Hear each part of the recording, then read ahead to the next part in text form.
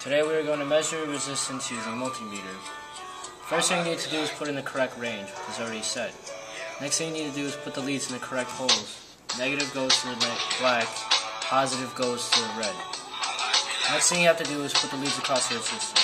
The resistor is not polarized, so you can put the leads across any side of them. Yeah. This resistor measures 0.297 mega ohms. This is how you measure resistance with the multimeter.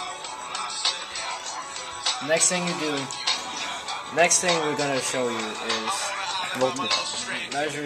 measuring voltage with using multimeter.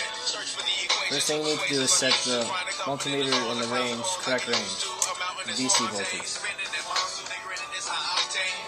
Next thing you have to do is put the leads in the correct hole, which is already shown.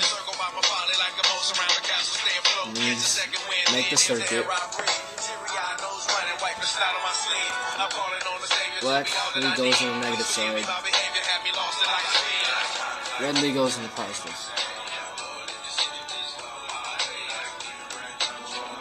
Turn on the circuit. It should say 3.15 volts. Correct.